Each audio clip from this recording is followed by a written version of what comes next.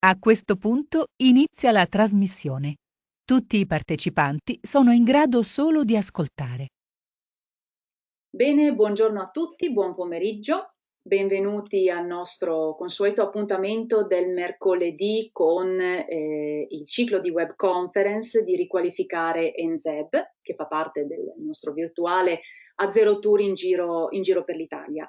Io sono Lara Gariup della redazione di A Zero, la collega di Ferdinando Gottard che avete imparato in pratica a conoscere nelle settimane scorse e che appunto vi ha accompagnato in questo A Zero Tour virtuale. La settimana scorsa siamo stati nel profondo nord-ovest dell'Italia con un caso dalla provincia di Cuneo. Quest'oggi invece ci spostiamo completamente a est con la riqualificazione di una casa, di un'abitazione degli anni 50 nella città di Udine. Virtualmente accanto a me è già pronto il geometra Paolo Paviotti che qualche anno fa si è dedicato appunto alla progettazione, ha seguito i lavori di questa ristrutturazione che è stata anche poi certificata Casa Clima Gold. Se non ricordo male, tra l'altro si è trattato non solo di una mera ristrutturazione ma anche di un ampliamento, quindi da una unità immobiliare ne sono poi venute fuori due. Prima di lasciare però la parola al geometra, volevo ricordarvi che potete porre le domande in forma scritta tramite l'apposita chat messa a disposizione dalla piattaforma. Cercherò di raggruppare le domande e di porle al geometra, diciamo, nel momento opportuno, senza interrompere troppo la presentazione. Vi ricordo ancora che nei prossimi giorni vi arriverà una mail automatica dalla piattaforma nella quale c'è un link con cui potrete scaricare la presentazione. E infine questo webinar, questa web conference verrà registrata, quindi se avrete piacere, occasione e voglia di rivederla sarà possibile farlo sul canale YouTube di Edicom News. Chiuso questo preambolo così di servizio, lascio la parola al geometra per il progetto. Prego, geometra. Grazie, buongiorno a tutti e benvenuti a questa web conference. In questa occasione vi presenterò un intervento che è stato realizzato alcuni anni fa, pochi anni fa, a Udine, appunto di recupero funzionale ed energetico di un fabbricato che è stato edificato intorno agli anni 50 del secolo scorso e che è stato adibito a abitazione, quindi residenza per due sovrapposte.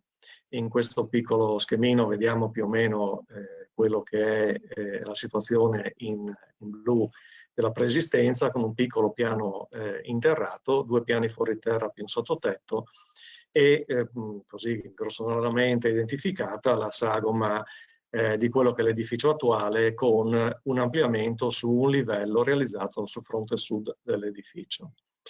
Siamo nella zona, una zona semicentrale nord di Udine, una zona diciamo caratterizzata da residenza a bassa densità.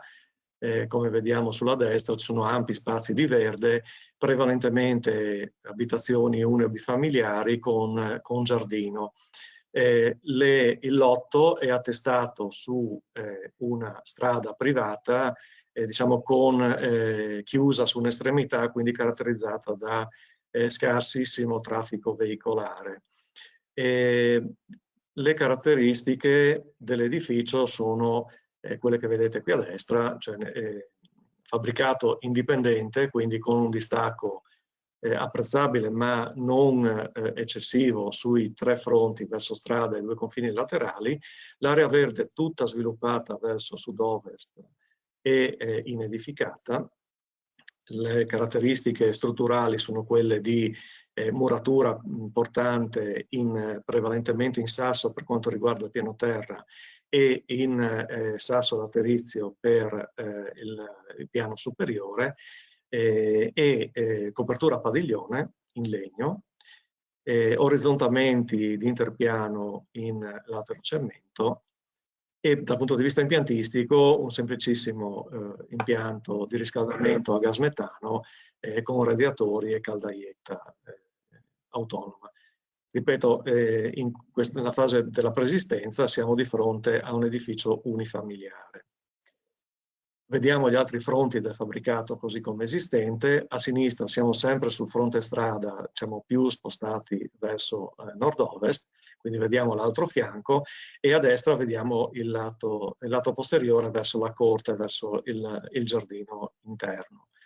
Dato che appunto il lotto è caratterizzato da questa parte di giardino esposta molto bene dal punto di vista diciamo dell'orientamento, è nata subito una priorità dal punto di vista dell'intervento, quella di privilegiare la valorizzazione di questo aspetto. Vedremo tra poco quali sono stati appunto gli elementi, i fattori caratterizzanti della progettazione e le richieste della committenza. Internamente vediamo la copertura a sinistra, la copertura in legno preesistente con tavelle, correnti, cappetta di calcestruzzo e manto di copertura in tegole curve e a destra i serramenti, i radiatori. Questo è un interno al piano terra con i cassonetti degli avvolgibili. Sono stati preliminarmente svolti alcuni sondaggi per capire appunto quali fossero le caratteristiche costruttive del fabbricato e diciamo, come vedete smontando i controtelai dei serramenti si è verificata appunto la presenza del mortore in laterizio per i muri di spina interni e facendo dei sondaggi delle perforazioni a livello di murature esterne abbiamo trovato alcune zone caratterizzate dalla presenza di sassi stondati, classico sasso di fiume che è presente nella nostra zona, e zone con laterizio pieno. Questa è una fase molto importante all'inizio per capire come poter intervenire. Il rapporto con la committenza è stato caratterizzato fin dall'inizio da una condivisione degli obiettivi e questo è stato di stimolo per me per poter proporre, diciamo, delle soluzioni un pochino all'avanguardia rispetto al momento. Diciamo, oggi stiamo andando verso la normalità di questo tipo di interventi ad alta efficienza, accompagnati un po' dalle esigenze della normativa europea che poi è stata recepita diciamo molto velocemente negli ultimi anni da quella nazionale e che ha costretto a intervenire in maniera molto più efficiente. Questo ha avvicinato interventi di questo tipo alla realtà quotidiana, anche se non ci siamo ancora del tutto. Dicevo, la committenza richiedeva, era partita proprio con l'ipotesi è stato acquistato questo edificio esistente proprio perché volevano recuperare un edificio esistente e non acquistare un terreno libero per costruire una casa nuova.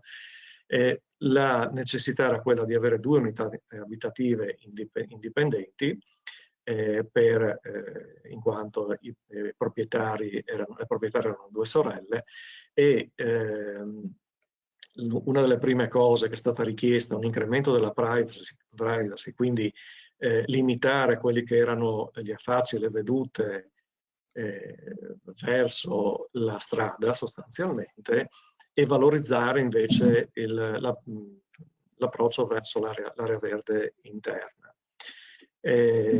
Ovviamente un'alta efficienza energetica con indipendenza dalla rete del gas metano. Quindi sostanzialmente era già nel committente ben presente la volontà di abbandonare le fonti fossili per rivolgersi a quelle riciclabili o comunque a quelle le produzioni solari, eccetera.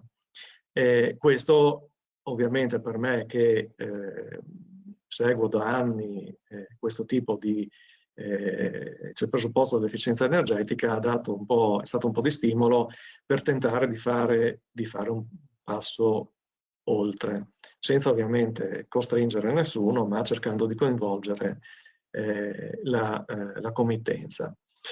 Qui vediamo diciamo, la pianta del piano terra come esistente, quindi zona giorno al piano terra, al primo piano la zona notte, due prospetti e una sezione trasversale che mostra anche la parte interrata esistente, che è stata ovviamente mantenuta, ma mantenuta al di fuori dell'involucro riscaldato, così come il vano scale corrispondente fino al piano terra. Questo diciamo, ha comportato alcune difficoltà dal punto di vista realizzativo, perché ci ha obbligati a isolare completamente il vano scale con le problematiche che poi vi mostrerò più avanti. Un'analisi preliminare delle stratigrafie esistenti per quanto riguarda i pacchetti costruttivi mette in evidenza diciamo, le limitatissime prestazioni dal punto di vista energetico. Abbiamo a sinistra e a destra due dettagli che ci mostrano il diverso materiale, muratura in pietrame mista a mattone pieno. Sostanzialmente vedete i valori di trasmittanza termica sono molto elevati, 2,23, 2,42, quindi da qui partiamo per fare un po' tutte le valutazioni.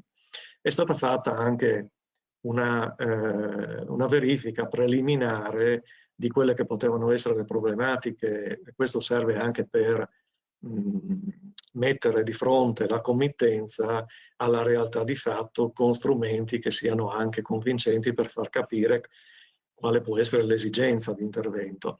In questo caso i problemi evidenti per quanto riguarda i ponti termici, a parte l'attacco a terra di cui parleremo dopo, erano determinati dalla presenza, vedete a sinistra, di un poggiolo su fronte strada, che avete visto nelle immagini, nelle fotografie all'inizio, e verso la corte interna da una sporgenza del fabbricato che era coperta, diciamo sporgenza solamente per un piano fuori terra, coperta semplicemente da una solettina da 11-12 cm in calcestruzzo scarsamente armato.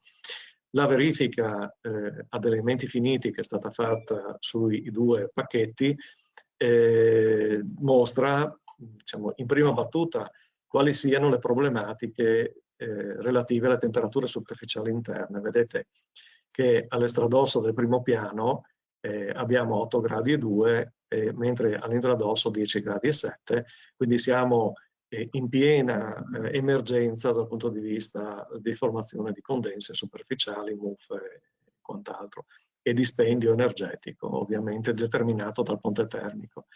Ancora peggio è dove c'è la situazione dove c'è questa sporgenza, questa sorta di terrazzino non a sbalzo, dove addirittura abbiamo meno di 2 gradi, fissando come temperatura esterna meno 5 gradi, temperatura di progetto, e quindi siamo diciamo, in una situazione completamente inaccettabile. Anche il pavimento, l'estradosso del pavimento del primo piano, zona riscaldata, 11 gradi e 7.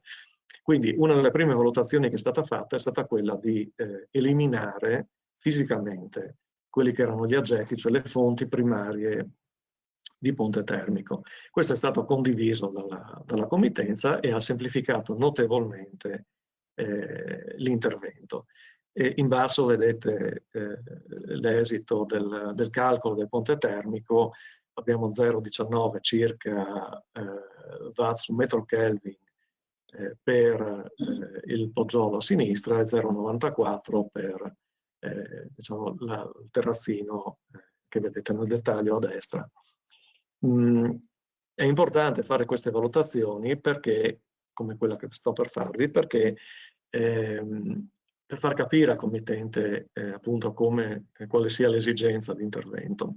E geometra, se la interrompo, Prego. si sono arrivate subito diverse domande uguali praticamente.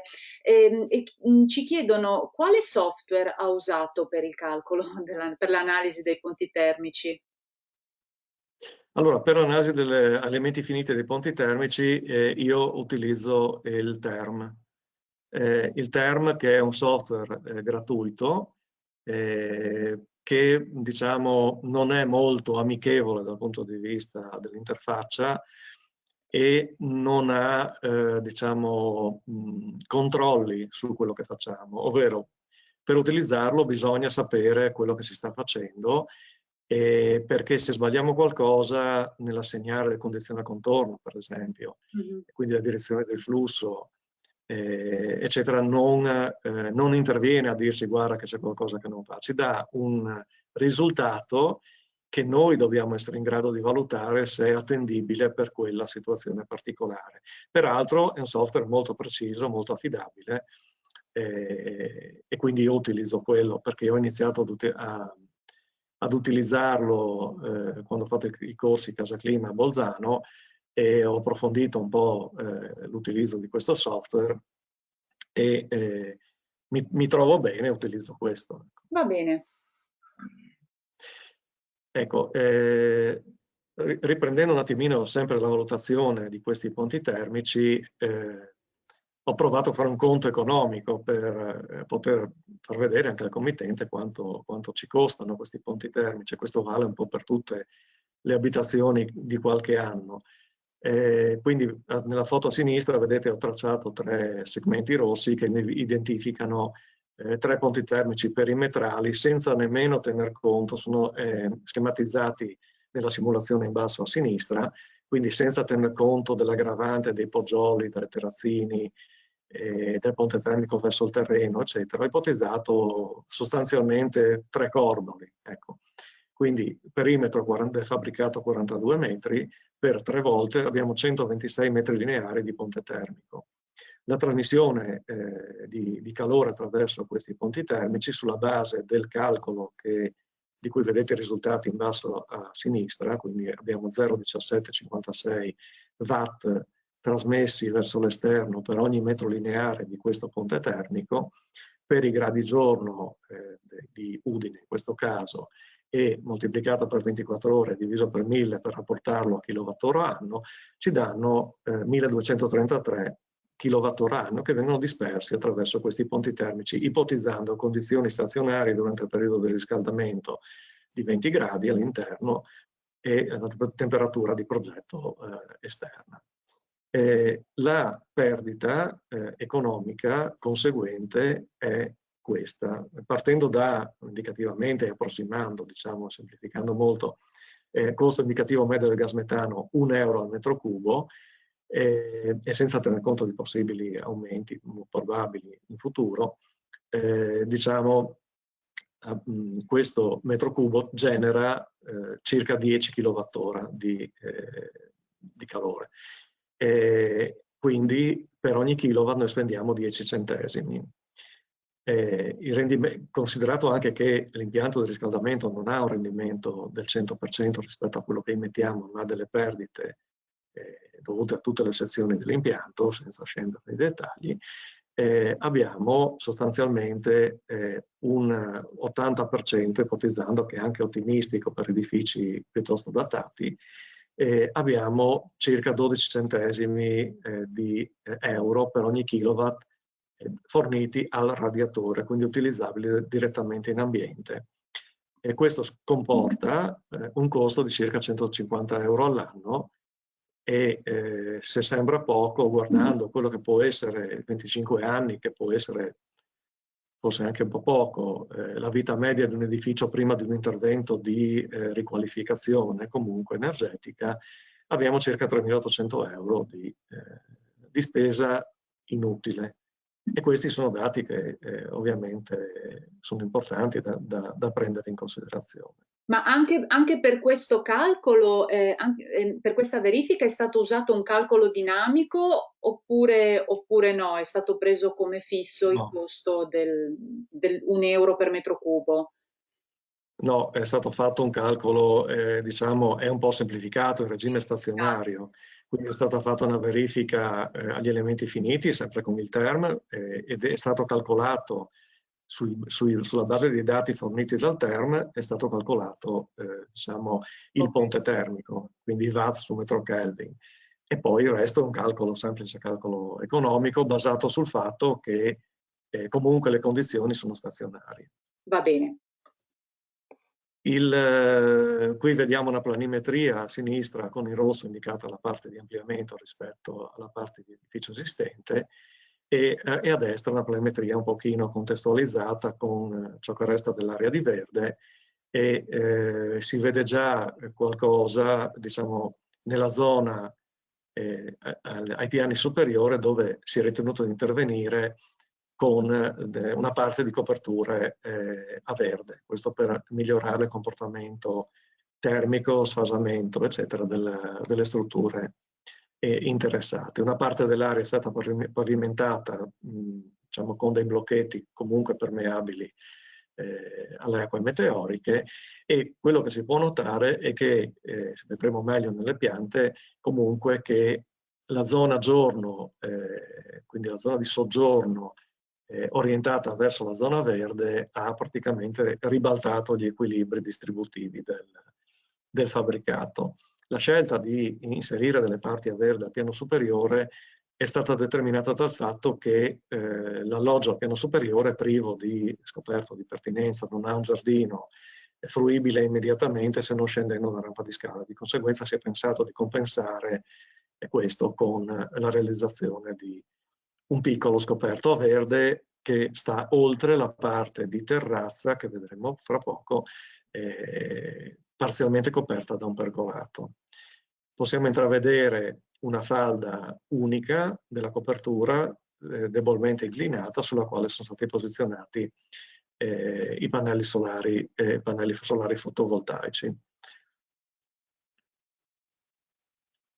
Qui vediamo a sinistra la distribuzione la nuova distribuzione del piano terra, quindi tutta la zona giorno con ampie vetrate verso l'area verde, una zona diciamo coperta da un pergolato e da un elemento ombreggiante fisso, che è stato uno degli elementi così, diciamo, precauzionali che sono stati adottati in fase progettuale, ovvero la gestione estiva del fabbricato è fondamentale alle nostre latitudini e non possiamo pensare che il committente sia perennemente dedicato a gestire gli ombreggiamenti mobili, quindi rasto, ravvolgibili, oscuranti di vario genere.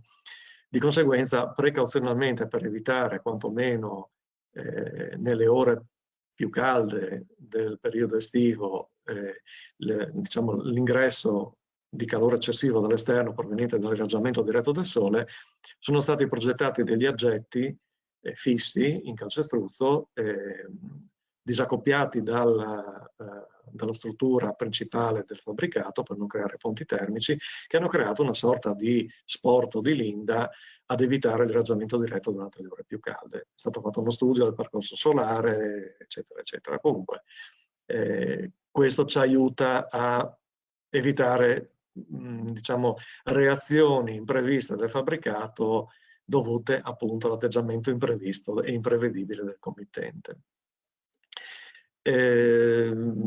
Dicevamo, partendo dalla richiesta del committenti siamo partiti da una chiusura del fronte nord-est, quindi verso strada, e lo vedremo meglio nei prospetti. Sostanzialmente sono state mantenute due sole aperture molto piccole per il servizio igienico e la lavanderia del piano superiore, mentre tutto il resto si è massimizzata l'apertura verso la corte interna e anche lateralmente.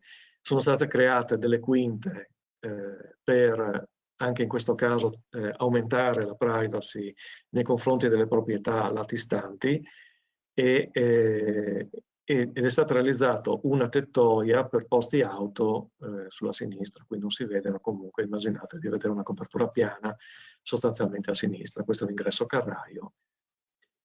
Quindi zona giorno, centrale termica, diciamo, chiamiamola centrale termica ripostiglio con ventilazione meccanica controllata, più che altro lo vedremo bene dopo. Disimpegno notte con le 3 camere, 2 camere studio, un altro bagno, servizio igienico qui, e ingresso al vanoscale, diciamo, non riscaldato, e qui ci siamo scontrati appunto con l'eliminazione di tutti i ponti termici dovuti al contatto delle murature perimetrali e del solaio di copertura di questo piccolo vano nei confronti dei vani adiacenti. Abbiamo dovuto sostanzialmente mitigare e ridurre i ponti termici risvoltando gli isolanti su tutte le altre strutture. Dicevamo 2 piani fuori terra, ampliamento verso sud-ovest della zona giorno che abbiamo già visto, tetto verde ve ne ho già parlato, copertura con integrazione fotovoltaico, modifica l'aspetto estetico, quella è evidente e lo vedremo subito sui prospetti.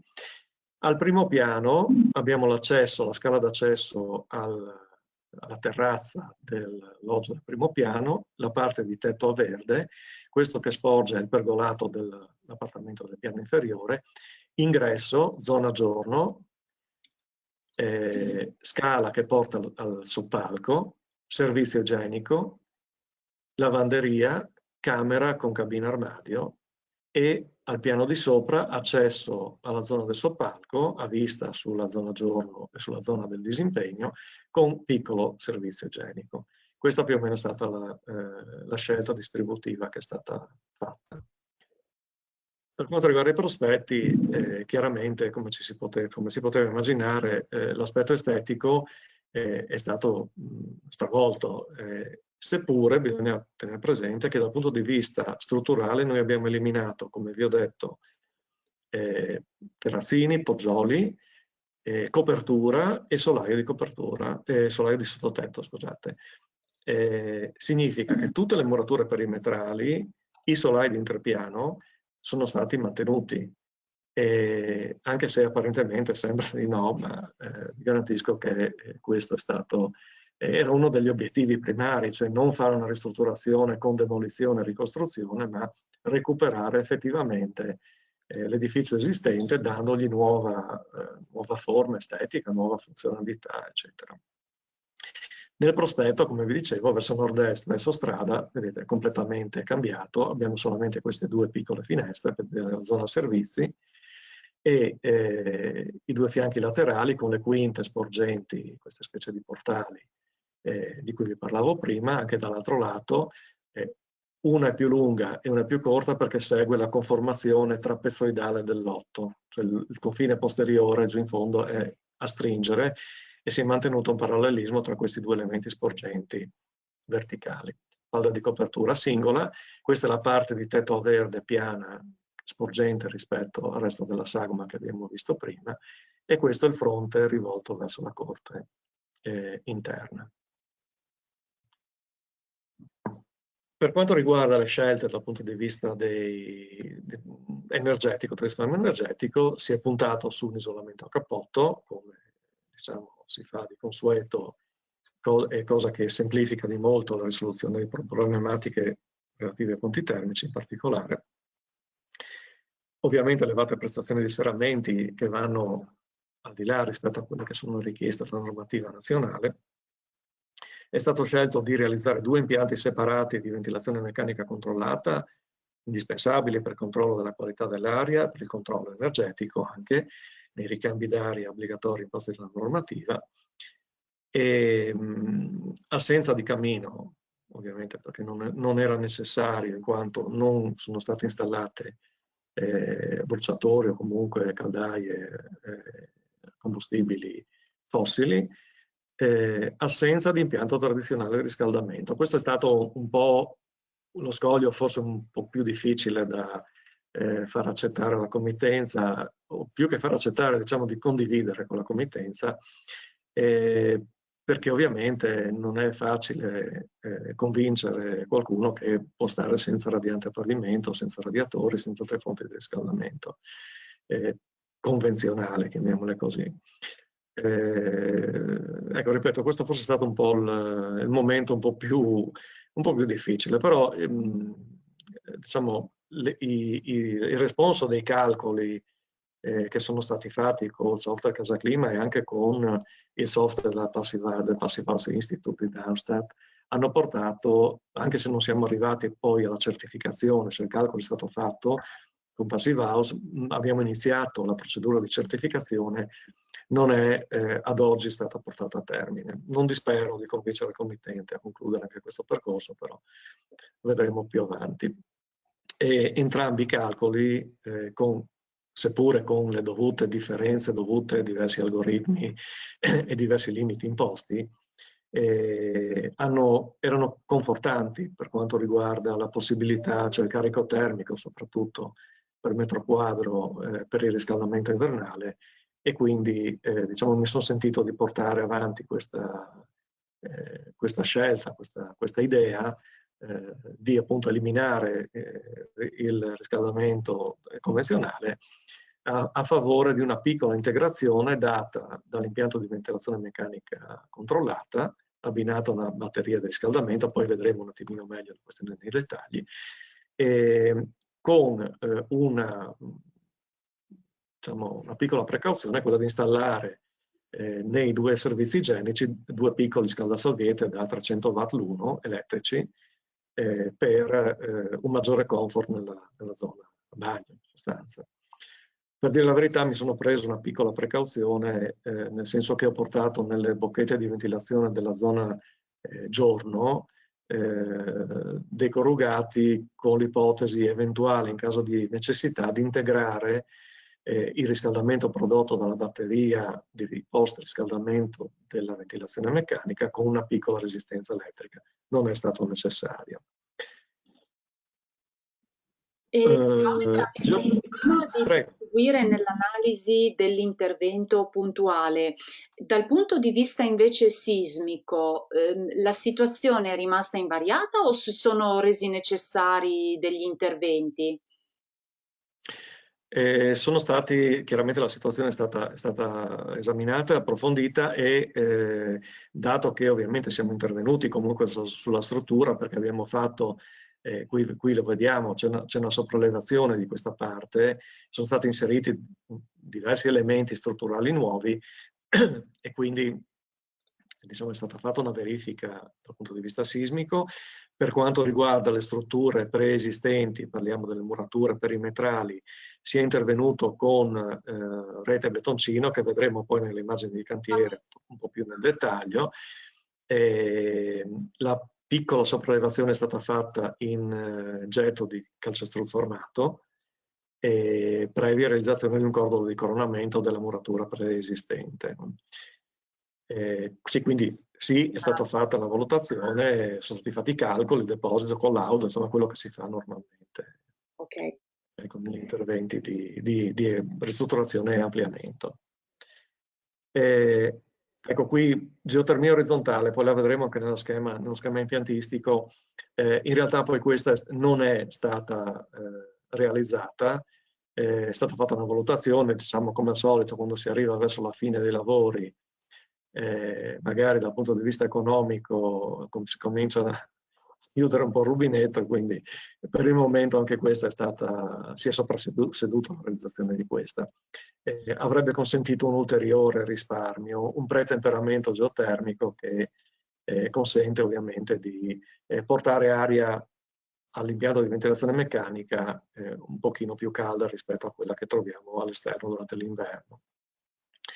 Scremature estive, ve ne ho già accennato prima, poi le vedremo nelle immagini fotografiche, e poi una valutazione per quanto riguarda lo sfasamento, l'attenuazione delle strutture leggere.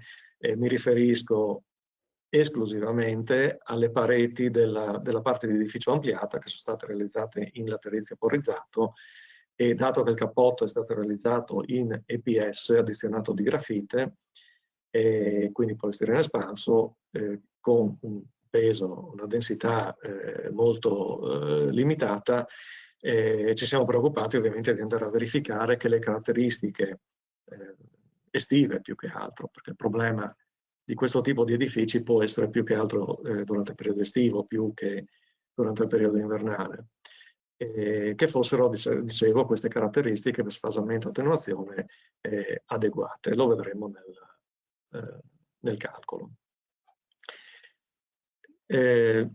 A sinistra vedete un quadro riepilogativo del calcolo casa clima, classe Gold con 8 kWh su metro quadro anno. Durante il corso dell'intervento sono stati realizzati poi delle piccole modifiche migliorative, diciamo, che hanno portato poi ad abbassare ancora di 1 kWh, alla fine la verifica, il calcolo di verifica finale era arrivato intorno ai 7, quindi qualcosina ancora di meglio. Il riquadro invece a destra che vedete è riferito al calcolo Passive House, dove viene richiesto di rispettare il limite dei 15 kWh sul metro quadro anno contro i 10 che richiede Casa Clima, però sono sistemi di calcolo diversi, quello di Passive House è molto più preciso, molto più puntuale, o in alternativa, e questo è rispettato, 13 minore di 15, o in alternativa un carico termico per metro quadro di 10 watt. E qui siamo a 12 watt, siamo arrivati vicini ma non siamo riusciti a raggiungerlo, ma l'altro requisito è stato raggiunto, quindi questo mi ha un po' tranquillizzato. Una cosa che mi interessa dirvi è che dal punto di vista dell'analisi preliminare, progettuale, una cosa è stata fondamentale, cioè saper osservare un attimino quali sono le caratteristiche del fabbricato, analizzarle e per esempio in questo caso, come vi dicevo, eliminati i ponti termici derivanti dagli aggetti, restava un problema piuttosto grosso, che era quello del ponte termico degli attacchi a terra delle pareti perimetrali e anche quelle interne. Un elemento che ci ha aiutato molto da questo punto di vista, che mi ha reso abbastanza ottimista, è stato quello che eravamo già in presenza, come vedete nel riquadro in rosso della sezione, di un dislivello tra il piano terra esistente e il terreno esterno, quindi era un piano rialzato. Questo consentiva di realizzare un cappotto in esterno che scendesse sotto il livello del solaio. In più avevamo un'altezza di piano terra molto elevata, cioè eravamo, adesso non vorrei sbagliare, ma intorno ai 2,80 m, qualcosa del genere. Questo ci ha consentito di mantenere il solaio esistente, tolta la pavimentazione, sopra sono stati inseriti, anzi forse era 2,90 m, inserito l'isolamento termico, la parte impiantistica con il massetto alleggerito e la pavimentazione di sopra. Questo ha allontanato ancora di più dalla quota del terreno esterno la quota del pavimento finito e questo ha agevolato la risoluzione del ponte termico, come vedremo nei dettagli che seguono. Queste sono le zone riscaldate, piano terra e primo piano, e questa è la zona non riscaldata derivante dalla presenza del vanoscale verso lo scantinato. Andiamo abbastanza velocemente. La progettazione delle strutture è partita da un principio che io seguo sempre ed è quello di garantire una certa uniformità nella trasmittanza termica delle strutture. Talvolta capita di vedere che magari si punta molto sul cappotto e si isola un po' meno il pavimento, pensando che possa essere meno utile o la copertura. Per questo tipo di edifici io punto sempre a una trasmittanza intorno a 0,10, 0,10, 0,11 è buona. Tra parentesi in rosso vedete quella della struttura preesistente. Da 2 siamo scesi a 0,11, quindi ovviamente il miglioramento è evidente. Le stratigrafie sono queste, diciamo è stato messo un XPS, un polistirene espanso estruso a pavimento, ho adottato un piccolo, tra virgolette, trucco se vogliamo, ovvero il polistirene espanso estruso ha conducibilità termica leggermente diversa in relazione agli spessori, prendendo pannelli con spessore inferiore, sovrapponendoli un po' più di lavoro, ma guadagno qualcosina in termini di conducibilità termica. E questo è stato fatto sostanzialmente. Questa è la zona, la sezione nella zona dell'ampliamento dove è stata fatta sono stati fatti gli igloo sostanzialmente per la reazione antiradon e per motivi igienico-sanitari, e questo a destra invece è il solaio verso lo scantinato. Lo scantinato prendeva circa un quarto della pianta del fabbricato. Vedete, siamo sempre intorno a 0,10, 0,11. Questi sono invece gli orizzontamenti. Solaio verso diciamo, la terrazza, la zona di terrazza del primo piano. Anche qui abbiamo, diciamo, ho inserito diciamo uno strato di poliuretano da 10 cm per migliorare un po' la prestazione, con sopra l'XPS come al piano terra, 20 cm. Non mi fido a mettere più di 10 cm in sostanza per motivi di stabilità poi a compressione, ma fino a 10 cm non ho mai avuto problemi, ecco, in questi casi. Questa è la parte di tetto a verde, di terrazza a verde sostanzialmente, e questa è la copertura a verde, e questa qui invece è la copertura inclinata. In questo caso abbiamo utilizzato, non avendo masse, al di là del piccolo strato della solaia in legno, quindi del tavolato, ho utilizzato 10 cm di poliuretano a spanso, conducibilità termica 0024, e poi 20 cm di fibra di legno a densità abbastanza elevata, credo intorno a 120 kg al metro cubo.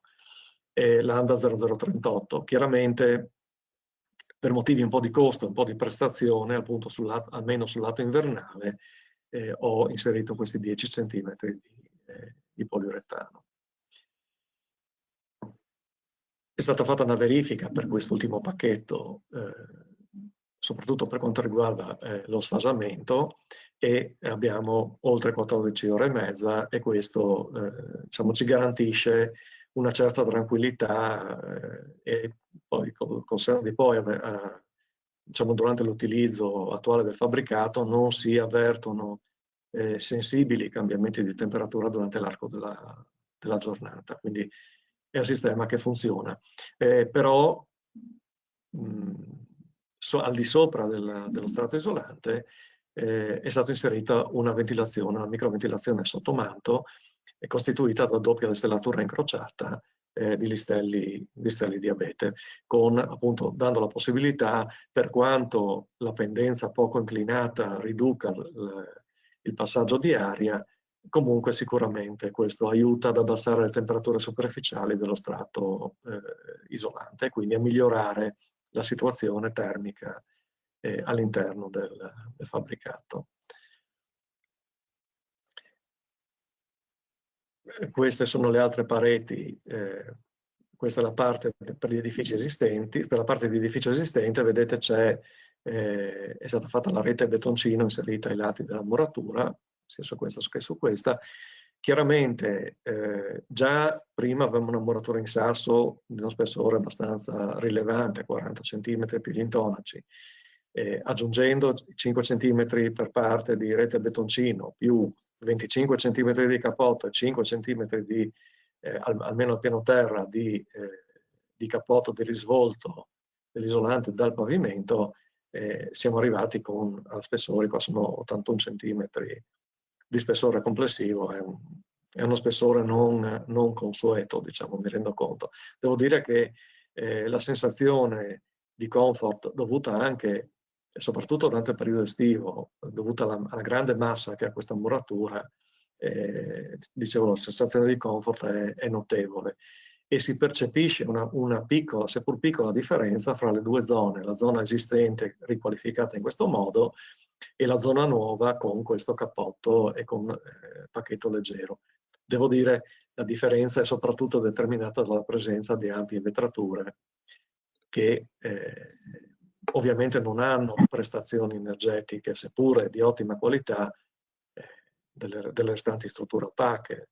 Quindi qui siamo a 0,10 watt su metro quadro Kelvin. Serramenti, quando arriviamo a 0,8 complessivi come valore totale complessivo del serramento, è già un ottimo serramento, quindi 8 volte tanto. La riprova l'abbiamo avuta facendo una prova chiudendo l'unica via di comunicazione tra zona giorno e zona notte, questa porta, durante la notte, spegnendo completamente qualsiasi fonte sia di ventilazione meccanica che appunto di apporti di calore di qualsiasi genere, e nella zona notte abbiamo avuto un abbassamento di temperatura di 2 decimi di grado in tutta la notte, nella zona giorno di quasi 1 grado. Sono ovviamente dati molto, molto piccoli, molto modesti, però fanno vedere la differenza che porta a dispersioni dovute alle strutture, alle componenti vetrate soprattutto dell'edificio, che vanno di moda, sono bellissime, però dobbiamo stare un pochino attenti a come vengono gestite. Questo è l'aspetto invernale. L'aspetto estivo è ancora peggio.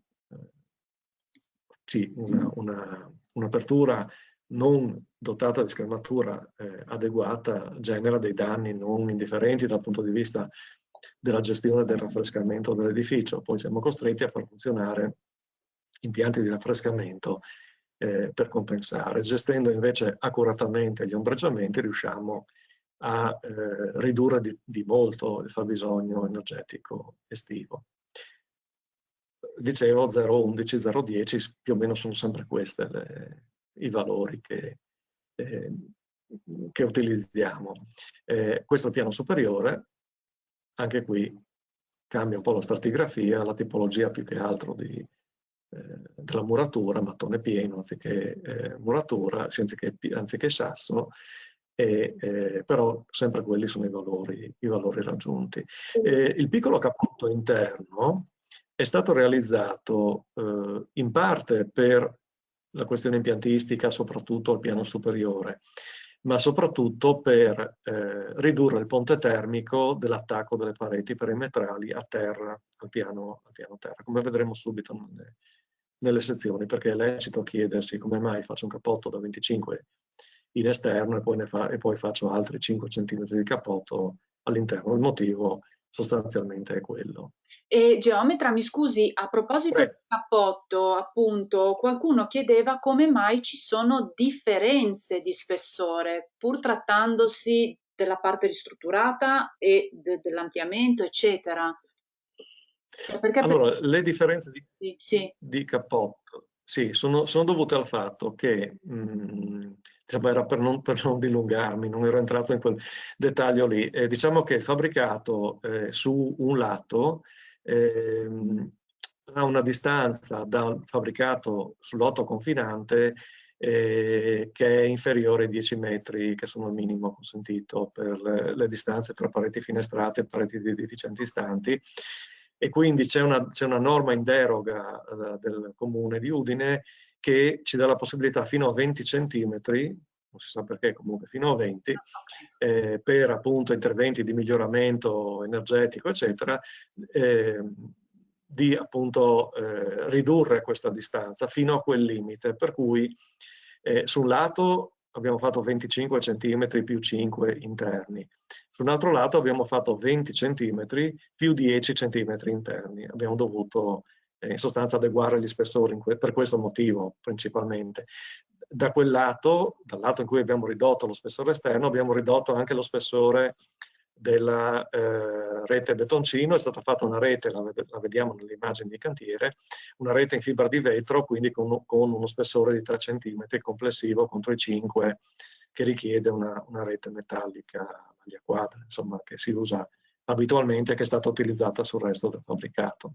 Ok, invece sempre per rimanere in tema di cappotto ma interno, qualcuno chiedeva come sono stati risolti i punti luce, i punti presa lungo le murature perimetrali, vista la presenza del cappotto interno. Sì, ripeto, il cappotto interno è stato realizzato, questo piccolo cappotto da 5 cm, è stato realizzato principalmente per tagliare il ponte termico nei confronti del terreno. Okay. Per il resto è sostanzialmente un isolamento aggiuntivo che è stato utilizzato come anche spessore per far passare gli elementi verticali dei corrugati, per esempio, perché quello è sostanzialmente dal punto di vista impiantistico, quello è stato inserito. Abbiamo cercato di portare tutte le scatole di derivazione, cioè, per quanto riguarda l'impiantistica, tutte sulle pareti interne. Chiaramente qualche presa di corrente ci è servita anche sulle pareti esterne. Vediamo subito un dettaglio, Sì. perché per esempio alcune bocchette di riscaldamento, scusate, della ventilazione meccanica controllata sono state messe sulle pareti esterne, vedremo che sono state isolate posteriormente. C'è proprio un'immagine, una fotografia che vediamo subito a questo proposito. Va bene. Due nodi significativi. A sinistra abbiamo al primo piano la parte di copertura verde con un piccolo rialzo per il contenimento di questa struttura e lo scarico delle acque portato sull'interno. In questo caso ovviamente ci siamo preoccupati di mantenere la continuità nell'isolamento termico, quello che vedete in verde, e quindi l'elemento verticale di contenimento strutturale è stato completamente coibentato, cappotto esterno, poi risvoltato e portato di nuovo all'interno. Poi vedremo che cosa ha significato in termini di temperature superficiali. Altro punto critico è l'attacco a terra, di cui vi parlavo prima, e in questo caso, vedete, abbiamo i 25 cm di isolamento a pavimento, risvoltati a parete, risvoltati sotto il davanzale interno, il cappotto esterno che arriva fino sotto il davanzale. Davanzali qui sono stati fatti dei davanzali in lamiera zincata perverniciata, proprio per evitare problematiche legate alla presenza di ponti termici di contatto tra eventuali elementi lapidei che di solito si utilizzano. Il cappotto esterno è stato portato poi in profondità fino alla rifondazione, al rimpianco di fondazione che è stato realizzato, e anche il piccolo lato superiore e la parte laterale della fondazione è stata isolata. Quindi questo è il livello del pavimento esistente, la parte che vedete in grigio, e questa è la quota di quello attuale, no? Vedete, più 96, più 14, quindi siamo 82 cm più alti rispetto al marciapiede esterno. Chiaramente realizzare questa continuità nell'isolamento interno per la parte, diciamo, fino almeno ai davanzali, ha comportato la risoluzione del problema del ponte termico derivante dal terreno sottostante il fabbricato, perché in esterno l'abbiamo risolto così e la soluzione funziona. Dall'interno, se non avessimo fatto questo risvolto di isolante, avremmo avuto il problema del ponte termico in questa direzione, che è stato appunto risolto con questo sistema. Parete interna al fabbricato su terreno, anche in questo caso abbiamo optato per un risvolto dell'isolamento sempre con 5 cm di isolante a parete per almeno 1,5 metri. Particolare dettaglio della bocca di lupo, siamo scesi fino alla bocca di lupo, poi vedremo c'è l'immagine anche con il disaccoppiamento della parte superiore della bocca di lupo dalla muratura per non creare ponti termici, e anche qui vediamo il risvolto che abbiamo visto prima sulla parete interna per fare il taglio termico. Questo è il vano non riscaldato, ovvero la cantina. Questa a sinistra è una sezione, prende la terrazza del primo piano, la parete del primo piano e la copertura a falda inclinata che abbiamo visto prima. Anche qui continuità di isolamento nel cappotto e sfalsamento del puntone che va a fare la linda esterna in legno rispetto al puntone interno per evitare di avere un pacchetto, cioè se avessimo portato fuori questo puntone con tutto il pacchetto isolante sopra, ci saremmo trovati con una struttura con uno spessore enorme. Di conseguenza si è optato tramite elementi in poliuretano ad alta densità ad accoppiare con diciamo, delle barre filettate i due puntoni, le due parti di puntone, e disaccoppiandoli completamente e garantendo la continuità quindi di isolamento anche in corrispondenza di questo nodo. E a destra tramezzatura interna, tutti i tramezzi interni sono stati diciamo, disaccoppiati dal solaio del piano terra con dei blocchetti in vetro cellulare, classici blocchetti neri che si utilizzano oggi. Per quanto riguarda i serramenti, abbiamo optato per il posizionamento nella posizione più utile, più efficace dal punto di vista energetico, che è quella di inserire il serramento in spessore di cappotto. Chiaramente si può fare se il cappotto ha uno spessore consistente, anche perché è un po' in piccolo, ma probabilmente si riesce a capire, questo nodo superiore riporta anche l'inserimento dei rastor, delle veneziane esterne, in spessore di cappotto. Questo comporta una riduzione dello spessore di cappotto e difatti qui dietro è stato inserito, al posto del EPS addizionato con grafite, è stato inserito un poliuretano Stiferite GT con conducibilità termica 0023, che ha compensato in parte la riduzione dello spessore del cappotto. Chiaramente verifica termoigrometrica, controllo delle temperature superficiali superiori a 17 gradi, inserimento del ponte termico piccolo, comunque residuo, dovuto alla riduzione di spessore del cappotto.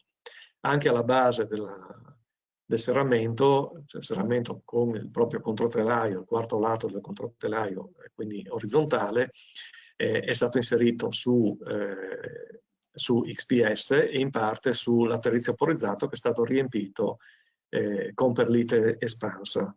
Anche questo è un modo termico e dare continuità, vedete, spessore di cappotto, serramento, cappotto che si ripropone qui sotto e poi continuità con l'isolante a pavimento.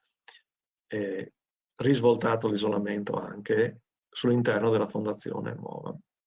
Qui è visto in pianta, si vede il posizionamento in spessore di cappotto. Un cenno per quanto riguarda, abbastanza veloce, per quanto riguarda la parte impiantistica. Vi dicevo, nessun impianto radiante a pavimento, radiatori, quanto altro due radiatori, due piccoli radiatori da 300 watt di potenza elettrica nei due servizi igienici, solamente per il comfort, mai utilizzati fino ad oggi, e due impianti di ventilazione meccanica, uno nel ripostiglio subito dopo l'ingresso al piano terra e uno nel sottotetto, quindi soppalco vicino al soppalco del piano superiore. Questo era pretemperamento geotermico che non è stato realizzato.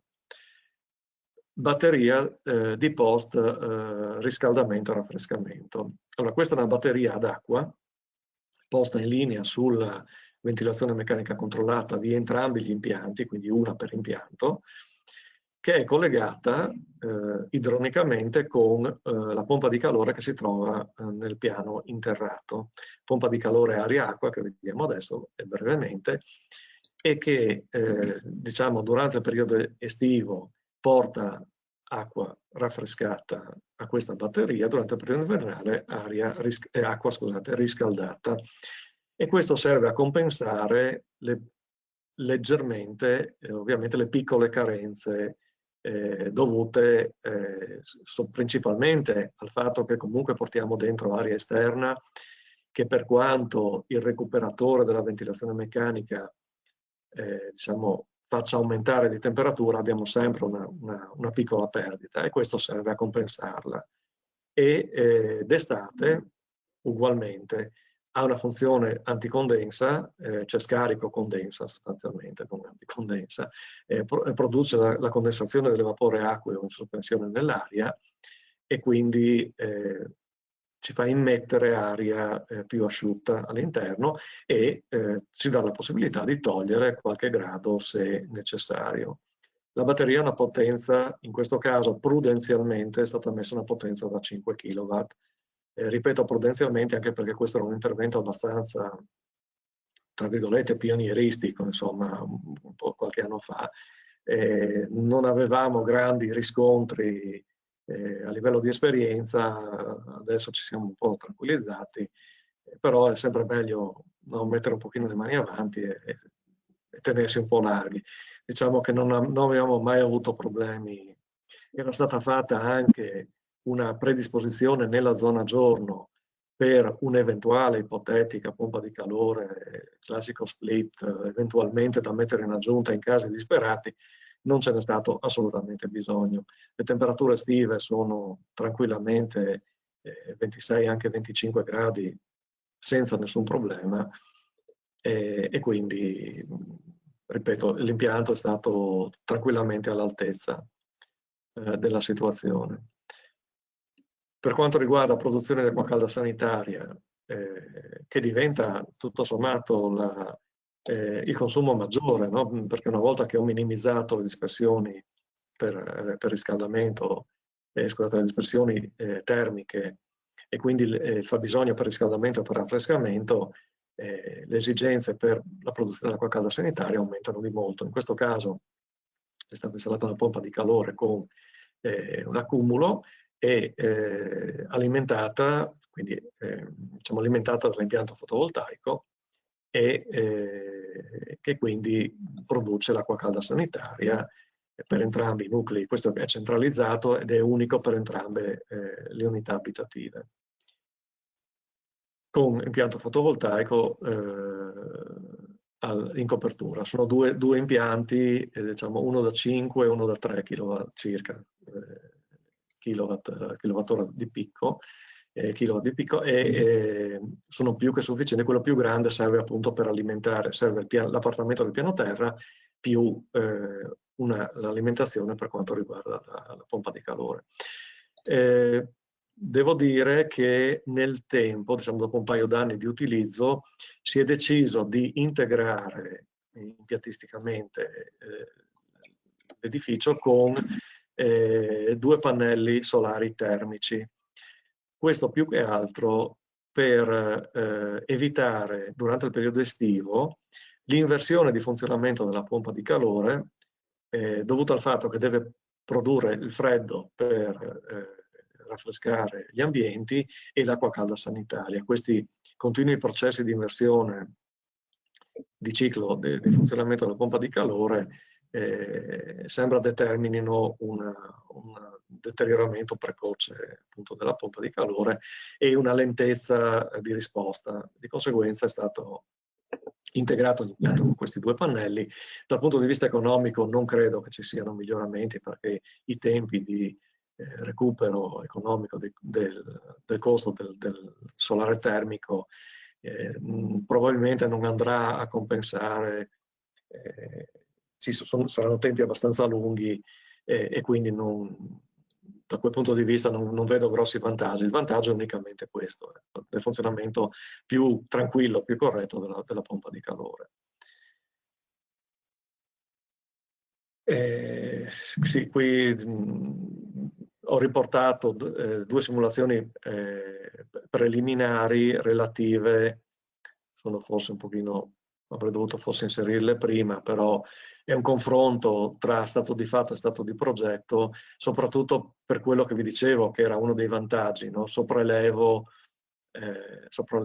la quota del pavimento del piano terra rispetto alla parte esterna, vedete che c'è una certa differenza, il prima e il dopo l'intervento. Quello che possiamo vedere è l'enorme incremento di temperatura superficiale interna, 18 gradi e 2, siamo ampiamente fuori dal rischio di condensa e muffa per almeno quanto riguarda le situazioni convenzionali, il regime stazionario. Sappiamo che oggi negli ultimi anni sono cambiati anche i sistemi di calcolo e di verifica appunto delle condensazioni superficiali, presenza muffa, eccetera.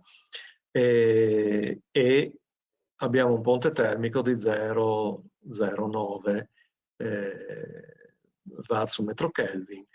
Questo è un po' elevato come ponte termico, un po' elevato, parliamo sempre di 0,0, no? Quindi sono sempre cose piccole, ma per darvi un riferimento, Passive House ritiene che un ponte termico sia adeguatamente corretto quando si scende sotto lo 0,01 watt per metro Kelvin. Significa che si può non considerare per Passive House. Al di sopra, cioè bisogna cercare di ridurre il più possibile, quel poco che resta lo inseriamo tranquillamente nel calcolo, quindi abbiamo questa dispersione per la lunghezza del ponte termico, quelle sono le dispersioni che vengono messe nel bilancio energetico complessivo del fabbricato. Per quanto riguarda casa clima, invece, la richiesta è temperatura superficiale interna superiore a 17 gradi. Non si fa riferimento a limiti per quanto riguarda l'entità del ponte termico. Questa è una sezione diciamo che è stata fatta, riassemblata ad uso presentazione. In realtà è chiaro che il nodo è stato spezzato in due per fare il calcolo dei ponti termici, perché i software ad elementi finiti calcolano un ponte termico, non due in una volta, quindi sì, diciamo funzionalmente poi questo è stato riassemblato per far vedere un po' meglio come funziona. Temperature superficiali 17,6 all'intersezione in copertura, 19,7 addirittura sul nodo verso la terrazza, quella che poi porta sul tetto verde, sulla terrazza verde, e ponti termici, ponte termico addirittura leggermente negativo, meno 0,03 per quanto riguarda questo nodo, e 0,03 per questo. Siamo sempre comunque prossimi allo zero, qui vedete dove è stata fatta la sezione. Sezione ortogonale a livello di copertura, anche in questo caso siamo vicini ai 18 gradi, ponte termico negativo leggermente meno 0,06. Quindi tutte queste sono verifiche che sono state fatte ovviamente in corrispondenza di tutti i nodi del fabbricato. Adesso per motivi di esigenza di compattamento della presentazione ovviamente ve ne porto solo alcuni. Altri due nodi nella sezione che avevo fatto vedere prima, quel piccolo tetto verde in cui ho risvoltato l'isolamento termico, vedete anche qui 18,7 come temperatura superficiale, quindi ottima. A livello di ponti termici 0,04 in corrispondenza di questo punto e 0,05 in corrispondenza di questo, quindi visti sempre sul lato esterno, in questo caso i ponti termici. Dettaglio del serramento, posto in spessore di cappotto. Temperatura superficiale, qui siamo in prossimità del distanziatore, quindi giunto tra vetrocamera e telaio, 16,2, questo è consentito un leggero scostamento di temperatura in quel punto, quindi riduzione sotto i 17 gradi, è ammesso in entrambe le direttive, in quanto non si riesce proprio fisicamente ad oggi a raggiungere i 17 gradi ancora proprio in quel punto. E l'importante è che questa situazione si riscontri in cioè sia una fascia molto stretta come in questo caso. Ponte termico 0049. Un po' di immagini di cantiere velocemente per farvi capire un pochino come si sono svolti i lavori. Fasi di demolizione, qui è stata già demolita la copertura e il solaietto di sottotetto, spiconatura degli intonaci sia in esterno che in interno. Come potete vedere anche qui, questo è il piano terra. Avevamo visto all'inizio proprio la foto con queste due finestre con i radiatori sotto. Qui si vede lo scavo che è stato fatto perimetralmente, e qui siamo nella zona dove sarà realizzata la bocca di lupo per lo scantinato, quindi è stato fatto lo scavo perimetrale per il rinfianco di fondazione e per poter scendere anche col cappotto. Questa è la parte sul lato posteriore verso il giardino, verso il verde, la parte di sporgenza con la solettina che faceva da terrazza al primo piano, che è stata demolita, quindi portato a livello questa facciata. La rete è betoncino, questa è la rete in fibra di vetro di cui vi dicevo prima, che è stata realizzata sul confine dove c'era il fabbricato un po' troppo, tra virgolette, vicino. Qui sotto vediamo la sopraelevazione, questa è la falda inclinata che tende a scendere verso questa direzione, la sopraelevazione che è stata fatta in getto di calcestruzzo armato col cordolo di coronamento sopra le murature esistenti. Una vista esterna dell'edificio lato strada, sempre. Questa è una bocca di lupo gettata in opera con l'inserimento di questi blocchi di polistirene espanso per fare un taglio termico rispetto al muro. Non è stato necessario scollegare completamente la bocca di lupo perché il livello finito del pavimento, diciamo, è più o meno a questa altezza, quindi siamo decisamente in basso. Copertura, qui siamo sopra il tavolato di copertura con la barriera a vapore che è stata messa sul lato inferiore, e qui possiamo vedere gli imbotti dei lucernari, dei Velux sostanzialmente, si apprezza anche di quanto sporgono e si capisce poi anche quali siano gli spessori dell'isolamento messi in conseguenza. Quindi risvolto in continuità la barriera a vapore, posizionamento degli strati isolanti, 10 cm di poliuretano, 20 cm di lana di fibra di legno, di cui gli ultimi 4 a densità più elevata per distribuire meglio il carico del manto di copertura, che peraltro è stato distribuito anche dall'istellatura incrociata superiore. Risvolto dell'isolamento anche sull'imbotte dei Velux, vista del Velux dall'interno, quindi si vede l'altezza dell'imbotte. Proseguo dei lavori, prima l'installatura secondo pendenza per favorire l'eventuale deflusso di acqua che dovessero infiltrarsi. Qui addirittura sono state fatte, avevano iniziato, poi è stato fatto su tutti gli stelli. Dato che gli stelli sono stati ovviamente avvitati e quindi hanno forato la barriera a vapore isolante per andare a corrarsi sulle travi della copertura, tutte le viti sono state dotate di punto vite, quindi con una guarnizione per evitare che possa entrare l'acqua da sopra, e per scrupolo sono state sigillate con un sigillante fluido entrambi i lati dei morali, diciamo, dei correnti che sono stati messi al di sotto.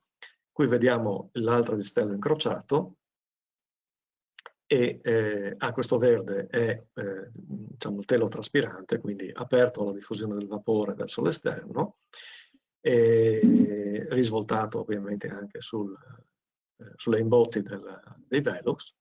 Dopodiché è stato messo un manto di copertura costituito da lamiera aggraffata, la vediamo subito nella foto della copertura finita.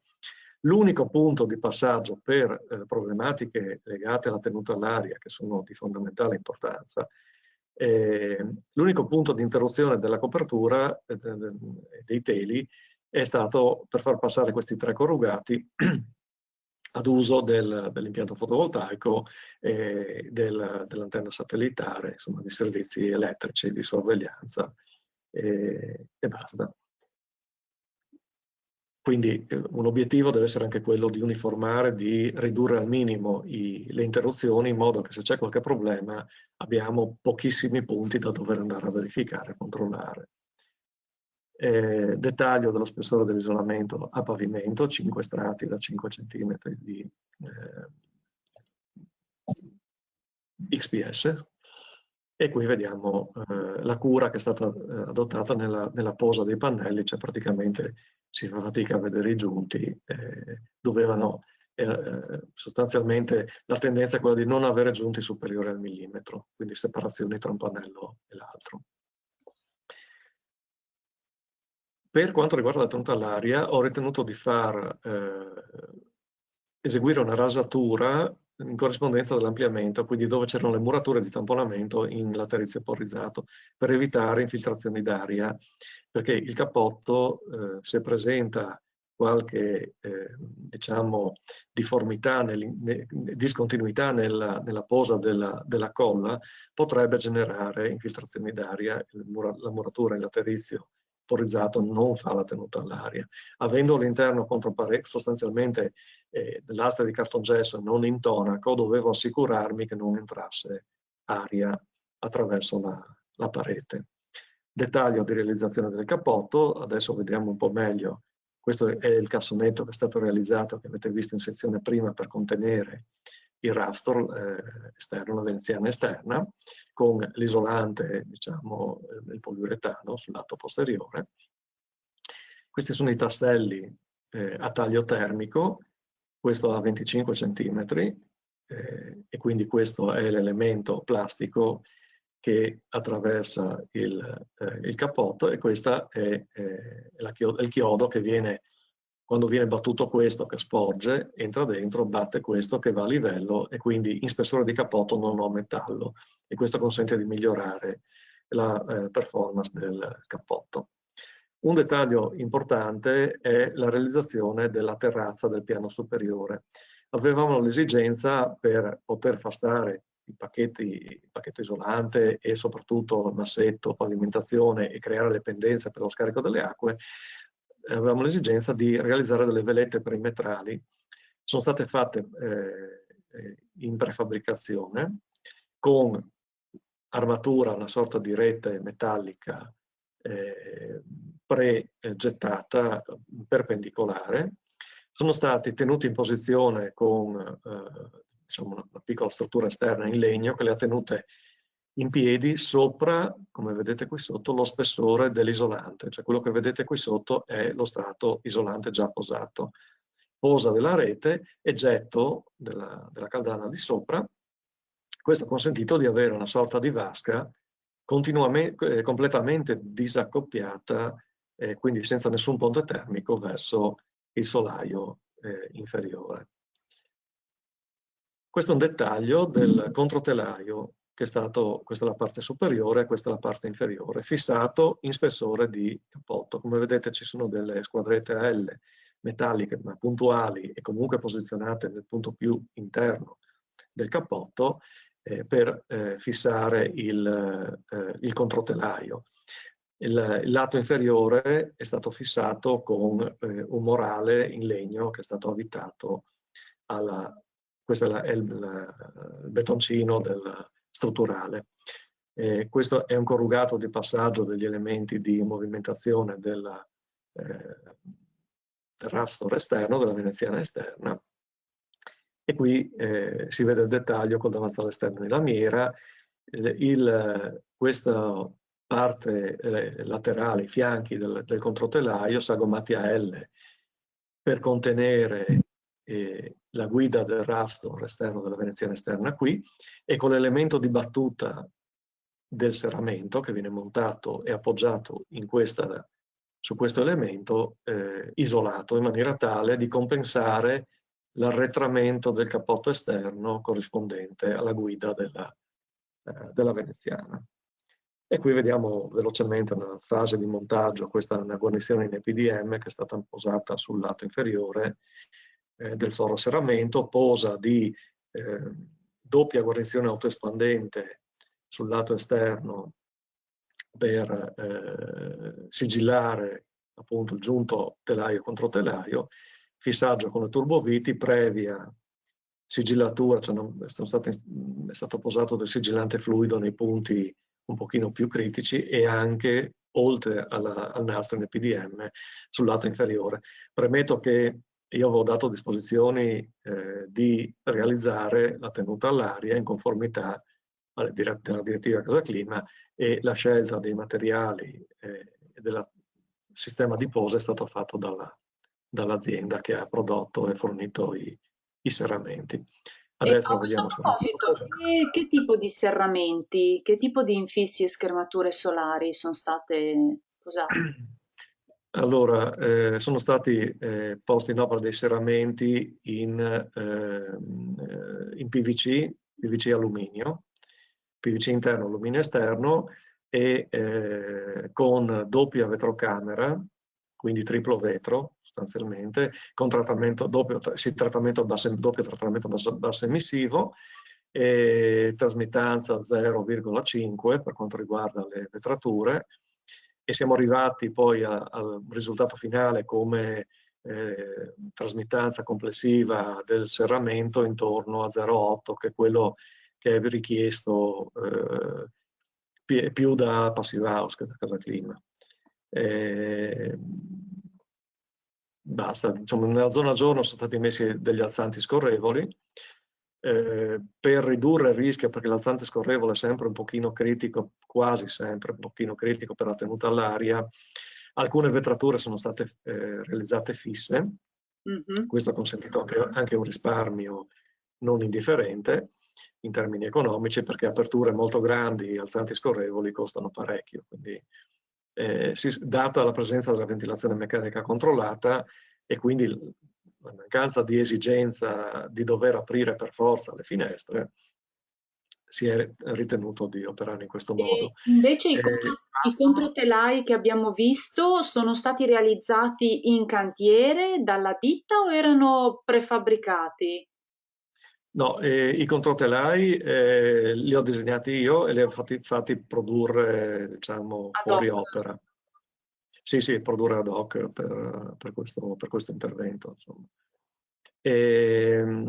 Per quanto riguarda i Rapstor, sono, diciamo, dei Rapstor, hanno guida su catena, guide laterali su catena, sono autoportanti, quindi non c'è stata l'esigenza di realizzare un vero e proprio cassonetto al di sopra, ma di contenimento appunto della veneziana, ma essendo le guide laterali autoportanti, quindi avevano l'appoggio diretto sul davanzale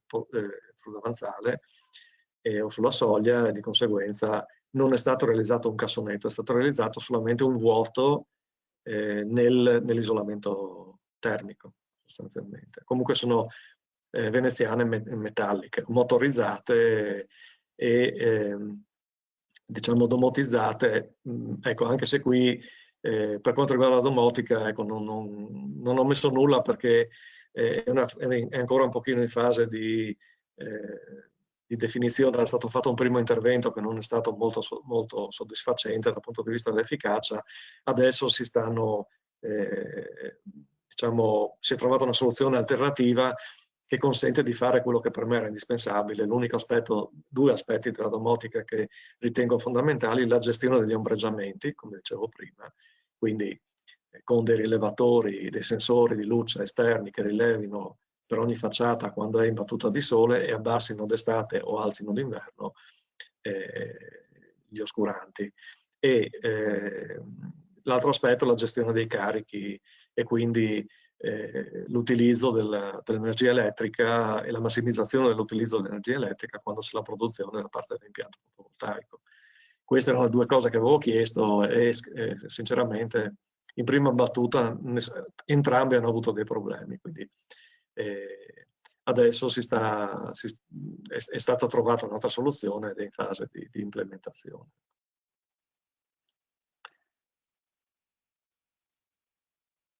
Quello che vi dicevo, avevo accennato prima, qui siamo al piano terra, dove è stato fatto quel piccolo capottino da 5 cm interno. Vedete un dettaglio. Primo, tutta l'impiantistica è stata fatta al di sopra dell'isolamento termico posato, ovviamente, tutte le tubazioni nel caldo.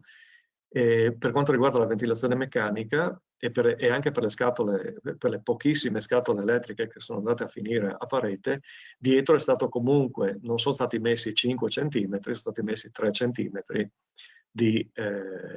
anzi 2 cm, scusate, di isolante termico, in maniera tale di riuscire a far star dentro la tubazione dentro i 5 cm più 2,5, insomma, della doppia lastra di rivestimento interna.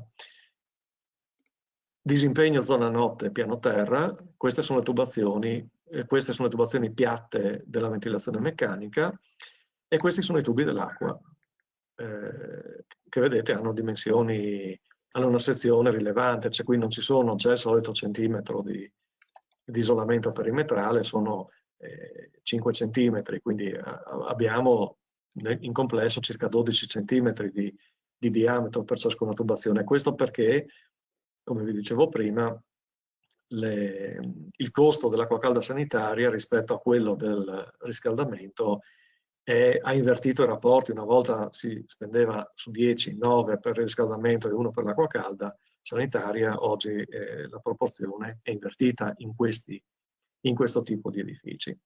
Pompa di calore, nello scantinato ne abbiamo già parlato, scusate, fotovoltaico in copertura, macchina di ventilazione, questa è quella del piano terra, questi sono i plenum a cui sono collegate tutte le varie bocchette, e poco più in qua non si vede, ma c'è la batteria di post riscaldamento e post raffrescamento.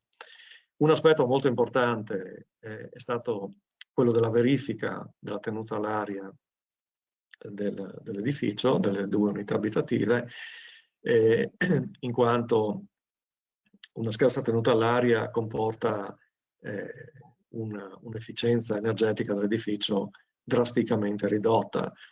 Chi si ricorda negli edifici di una volta, anche aumentando il riscaldamento diciamo, durante tutto l'arco della giornata, d'inverno in giornate ventose, comunque le temperature interne erano decisamente basse, non si riusciva a raggiungere i 20 gradi per effetto dei ricambi indesiderati d'aria attraverso gli spifferi, principalmente dei serramenti. Questo significa dover riscaldare molte volte lo stesso volume d'aria contenuto all'interno dell'edificio, quindi con un dispendio economico notevole. Quindi in entrambe le unità è stato effettuato il test di tenuta all'aria. Per quanto riguarda sia Casaclima Gold che Passive House, la richiesta è di restare sotto i 0,6 volumi ora, vuol dire poco più di metà dell'aria che c'è all'interno delle unità abitative può essere ricambiata involontariamente. Può sembrare tanto, vi garantisco che è molto poco. In questo caso qui si vede il primo numero, quello che conta, 0,49, quindi siamo andati oltre le aspettative, pur ovviamente non potendo puntare allo zero, perché non esiste. Infatti in qualche punto, in questo caso vicino al velo, ho messo solo un'immagine per farlo vedere, con il termonemometro abbiamo rilevato, mettendo in depressione con appunto questo macchinario, mettendo in depressione e mantenendo costante una depressione di 50 pascal tra interno ed esterno, si va alla ricerca delle perdite e delle infiltrazioni d'aria per valutare dove eventualmente intervenire per migliorare la situazione. In questo caso non c'è stato bisogno, anche perché le infiltrazioni riscontrate erano tutte di tipo puntuale, cioè l'aria entrava ma era in un punto in un angolo, quindi con un flusso, con una quantità, una velocità un po' elevata, ma una quantità, un volume d'aria molto basso. Il test di tenuta all'aria è un test molto semplice, è una ventola sostanzialmente, è un software che misura quanti metri cubi passano di aria, ma estremamente valido per verificare se tutta la filiera produttiva e realizzativa dell'intervento ha lavorato bene. Chiaramente per edifici di questo tipo io richiedo sempre un coinvolgimento da parte di tutte le maestranze, di tutte le ditte, le imprese che intervengono in cantiere, spiegando bene quali sono i requisiti, come fare per ottenerli e quali sono le conseguenze dal punto di vista economico del non ottenerli, cioè i test di tenuta all'aria, insomma, qualcosa costano, di conseguenza il committente ne paga uno, perché è quello richiesto per la certificazione. Se non rientra nei limiti, chi ha causato diciamo, il non rispetto dei limiti dovrà accollarsi i costi, oltre alle, chiamiamole, riparazioni, i costi per l'effettuazione di eventuali ulteriori test. Questo è l'edificio ultimato visto dalla strada nelle prime due foto in alto, sui due prospetti diversi e con scelte cromatiche diverse. È stato un pochino, insomma, studiato per movimentare un po' anche l'aspetto cromatico, anche se a dire la verità inizialmente era previsto che questa parte grigia fosse, diciamo, dotata di un rivestimento finitura diversa, insomma, però sempre per motivi economici per il momento ci si è fermati lì. E le due viste sulla corte interna, dove vediamo questi elementi sporgenti, e basta, direi. Questo è il prima e il dopo, sempre visto con la stessa angolazione dalla strada, e direi che è tutto, insomma, per quello che mi riguarda. Allora, la ringrazio geometra. Io appositamente non ho voluto interromperla perché giustamente lei doveva arrivare alla fine per spiegare appunto tutto quello che è successo durante il cantiere e quant'altro. Si sono accumulate un po' di domande, non sarà possibile rispondere a tutte così a voce, quindi invito chi fosse realmente interessato a scrivere al geometra che ha lasciato appunto i suoi riferimenti nella slide precedente precedente. Però prima di salutarci volevo comunque chiederle un paio di cose. Qualcuno ha apprezzato, il tipo di ristrutturazione e la precisione e puntualità con cui questa è stata fatta, però ha posto subito la questione economica. Quanto è costato a metro quadro l'intervento? Non era meglio a quel punto buttar giù e ricostruire ex novo l'edificio? Allora, Non so se il sono dati dato... sensibili che poi chiaramente può dire così, ecco. Le fanno molti No, complimenti per il diciamo, lavoro, però le dico più di qualcuno si è posto la questione. Qualcuno ha detto è impossibile da sostenere economicamente, per quanto apprezzabile. allora, diciamo, ci sono da dire due cose. Questo è un intervento che non è sostenibile economicamente rispetto a una costruzione nuova, ovvero costa come se non qualcosina in più rispetto a una costruzione nuova. Come ormai sappiamo che le ristrutturazioni radicali hanno questo tipo di costi. Diciamo che quello che abbiamo potuto fare perché questo gap fosse minimo è stato quello di conservare quasi tutto dell'edificio preesistente. Quindi noi non abbiamo rifatto solai, se non per la parte di ampliamento, ma quello comunque nel nuovo avremmo dovuto fare. Ma in linea di massima abbiamo mantenuto muri di spina, muri perimetrali, Ma orizzontamenti, ecco, a parte la copertura. qualcuno aveva notato nelle slide iniziali, nei disegni, che sono stati mantenuti massetto e ceramiche dell'abitazione. È vero o è stata magari una svista di chi ha guardato il disegno? No, allora, diciamo che questi dettagli sono stati fatti prima di iniziare i lavori, quando sostanzialmente quella era l'intenzione. Ah, Nella realtà poi cosa è successo? Che sono stati, siccome diciamo in buona parte i pavimenti erano costituiti da listelli di legno, quindi tutta la zona notte era in legno, chiaramente con la pioggia, una volta scoperchiato l'edificio, il legno ha cominciato a muoversi ed è stato rimosso, sì. però la parte sotto è stata mantenuta, non è stato demolito il resto. È stato tolto e lasciato, sopra quello è stato posato l'isolante termico. Tornando alla questione dei costi,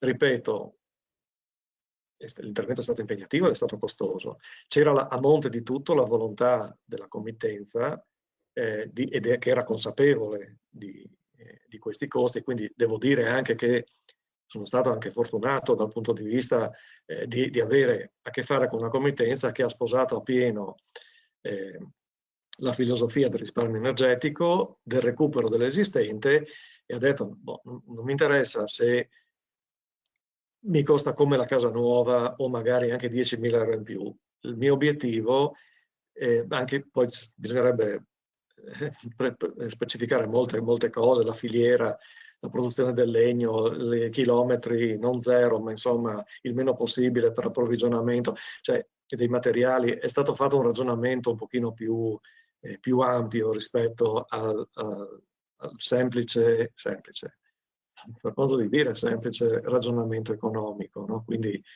ripeto, bisogna trovare il committente giusto per fare un intervento del genere. Un'altra cosa da dire è anche che la normativa nazionale ci ha portati molto più vicini a questo tipo di edifici per quanto riguarda l'efficienza energetica negli ultimi anni. E quindi mentre 5 anni fa, 6 anni fa, 7 anni fa, fare un ragionamento del genere significava mettere a confronto un cappotto da 6, minimo sindacale nazionale, con un cappotto da 25, che uno insomma diceva la differenza è abissale. Oggi queste differenze, sì, non siamo a cappotto da 25, neanche da 20, ma insomma cappotto da 16, da 14, sono ormai normali. Sappiamo che un centimetro di isolante termico costa 1,50 euro per metro quadro, qualcosa del genere, anche se qualcuno lo fa pagare un po' di più. e quindi 10 centimetri in più sono 15 euro al metro quadro, moltiplicati per una superficie 200-300 metri quadri, non sono i 6-7 mila euro di differenza in più che fanno optare per fare o non fare, o almeno non sempre, ecco, in alcuni casi sì, c'è qualcuno ovviamente che ha i soldi contati o dice non mi interessa raggiungere certi obiettivi. In questo caso, ripeto, sono stato fortunato e comunque oggi è un pochino più facile per effetto di questo avvicinamento e anche ho notato una riduzione, seppur leggera, ma una riduzione dei costi per questo tipo di interventi, anche intervenire l'impiantistica su questi edifici dovrebbe consentire un risparmio, perché non ho un impianto di riscaldamento convenzionale, quindi è vero, ho l'impianto di ventilazione meccanica controllata, ma secondo me questo dovrebbe essere obbligatorio in tutti i nuovi edifici a scanso di formazione di condense, muffe, eccetera, che comunque abbiamo anche con cappotti da 16 in alcuni casi. E da qui contenziosi con le imprese, eccetera, a non finire. Adesso ho perso il filo. Sì, no, parlava del fatto che comunque ha avuto una committenza che è stata molto vicina alla ristrutturazione nel senso sì, più dicevo, olistico del termine, non ha fatto un sì, ragionamento esatto, puramente economico. ma d'altronde questi primi casi, insomma, escono proprio per effetto della linea di pensiero, insomma, della filiera che partecipa alla questione, il progettista, Certo. il committente. Il progettista ha il compito di accompagnare il committente, non di costringerlo o convincerlo a tutti i costi a fare una cosa. Per cui, come dicevo all'inizio, è il cliente che mi ha portato automaticamente a queste conclusioni, a queste proposte, perché è un cliente che spingeva per andare in quella direzione. La cosa peggiore è quella cioè io oggi come oggi non riesco a proporre a un cliente di intervenire in maniera diversa da questa, o da questa nel senso da un alto livello di prestazioni energetiche, sia per quelli che sono gli indirizzi normativi, insomma il destino sappiamo qual è, insomma andare verso appunto un ZEB e quindi via le fonti fossili, consumiamo il meno possibile in sostanza, no? Quindi questa è la strada e non posso proporre a un cliente di fare una casa che è già obsoleta prima di cominciare a costruirla, no? Limitandomi a rispettare strettamente le normative obbligatori. Ecco, da qui nasce l'applicazione di questi protocolli facoltativi, insomma, quasi dappertutto.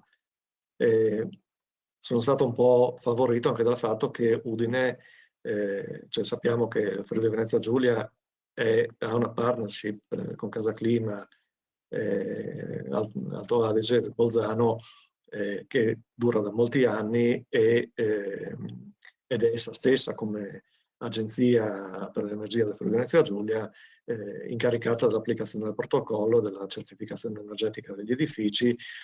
Poi c'è stato un avvicinamento di questa con il comune di Udine che una decina d'anni fa, più o meno, 10-12, ha introdotto la certificazione obbligatoria a Casa Clima. Questo ha determinato ovviamente il malcontento di alcuni, ma ha determinato la creazione di un volano dal punto di vista, un volano virtuoso, se vogliamo definirlo così, che ha portato a un miglioramento, ecco, anche di considerazione rispetto a queste problematiche che prima erano completamente sottovalutate.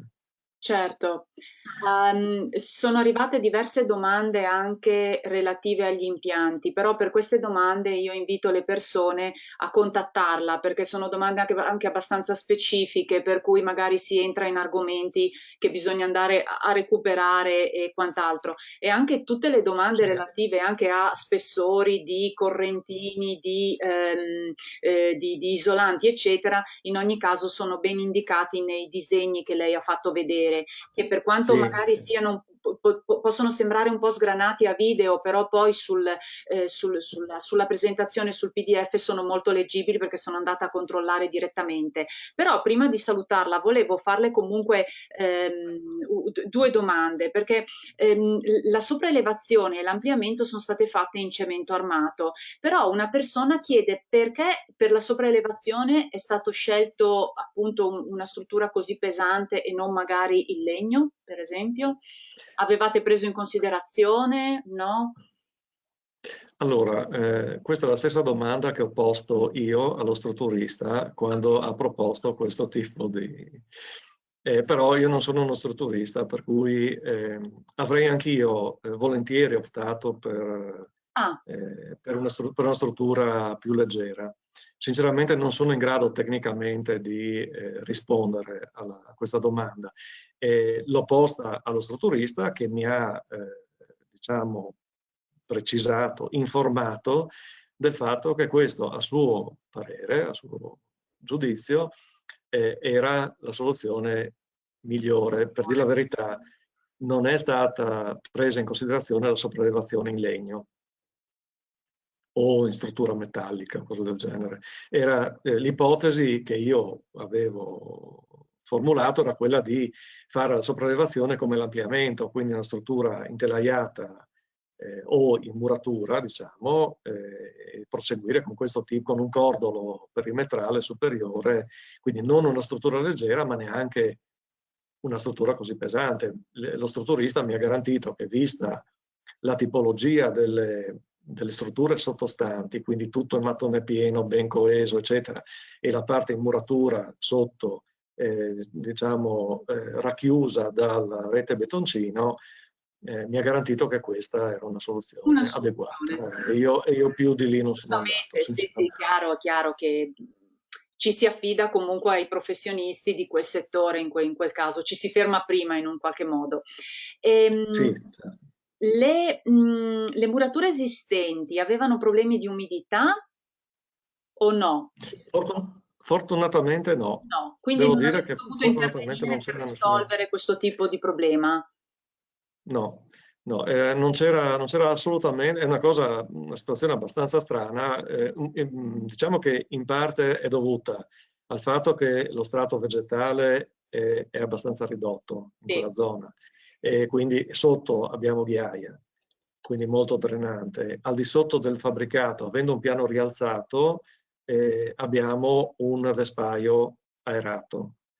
E questo sì, chiaramente non fatto con le cupole, però diciamo abbiamo un vero e proprio solaio sostanzialmente sollevato dal terreno preesistente. Quindi questo ritengo abbia aiutato abbia decisamente. aiutato. Sì, però fondamentalmente il terreno è molto drenante e non c'era questo tipo di problema. L'unico problema di questo tipo che abbiamo avuto è stato a livello di pavimento dello scantinato.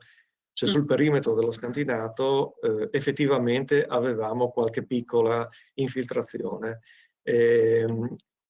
Per ovviare a questa, qui in questa presentazione non si vede, ma nel proseguo dei lavori abbiamo proseguito lo scavo fino al piede della fondazione dello scantinato, riempito, cioè messa una guaina di protezione che è risvoltata sul piede, diciamo, della muratura e fatto un riempimento con ghiaia e sopra, sotto il marciapiede che è stato realizzato staccato dalla muratura, abbiamo realizzato una sorta di guscia con una guaina bituminosa in pendenza che ha portato l'acqua piovana, diciamo, dal perimetro del fabbricato verso dei pozzi perdenti che sono stati messi appositamente. Questo ha ridotto, diciamo, ha eliminato il problema dell'infiltrazione d'acqua, ma non era umidità di risalita, era proprio acque meteoriche Ah, che sì.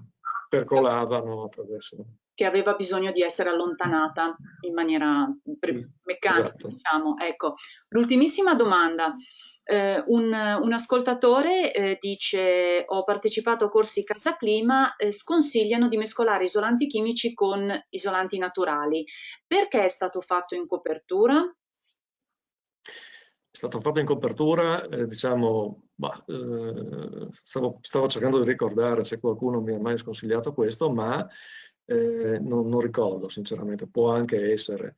Diciamo che il problema è, allora, il perché è stato fatto, come avevo già detto, per diciamo, ridurre gli spessori, perché la conducibilità termica del poliuretano è decisamente più bassa rispetto alla fibra di legno. Il fatto di sconsigliare, credo, risalga al problema di un'attenta valutazione termoigrometrica del pacchetto. Okay. Cioè, evidentemente due isolanti diversi hanno comportamenti diversi e quindi l'andamento della temperatura all'interno del pacchetto varia a seconda del tipo di isolante, della sua conducibilità termica, ma anche dalla permeabilità al vapore. Quindi ritengo che se viene fatta un'attenta analisi da questo punto di vista, si verifica che non ci siano possibilità di formazione di condensa interstiziali, si verifica, cioè si fa attenzione al fatto che il materiale più permeabile all'aria e quindi anche al vapore venga posto all'esterno, quindi il criterio di apertura alla diffusione del vapore, come con i teli, sotto la barriera, sopra un telo traspirante, così anche quei materiali isolanti, sotto metto quello meno traspirante, tra virgolette, e sopra quello più traspirante. Sinceramente, se avessi fatto il contrario, sì, sarei d'accordo che potremmo avere anche dei problemi e qualora ci fosse un ingresso del vapore acqueo nel pacchetto di isolante, aumenterebbe sicuramente l'umidità all'interno della fibra di legno, ma ovviamente ho fatto bene attenzione a metterli nella maniera consona, ecco, dal punto di vista del... Sì, Certo. poi sinceramente avrei preferito anch'io mettere 40 centimetri di fibra di legno, ma non sarebbe stato sostenibile nemmeno per il mio committente, diciamo, molto disposto a spendere soldi per realizzare un intervento, diciamo, di livello. Ecco. Certo, va bene, perfetto. Io la ringrazio molto, Geometra, per essere stato così Prego. preciso e puntuale anche nelle risposte che ha dato ai nostri ascoltatori. Prima di salutarci, io volevo solo ricordare che siamo arrivati piano piano alla fine della Zero Tour. Oggi eravamo a Udine. Settimana prossima vi ricordo che non c'è l'appuntamento consueto, salta una settimana. Se vorrete essere con noi per l'ultima tappa della Zero Tour, ci si rivede mercoledì 13 maggio. Ad ogni modo sarà tutto reso comunicato tramite email o insomma secondo le solite procedure. Ringrazio nuovamente il geometra Paviotti, ringrazio tutti coloro che sono stati con noi fino alla fine e vi do appuntamento alla prossima volta. Buon proseguimento di giornata. Arrivederci.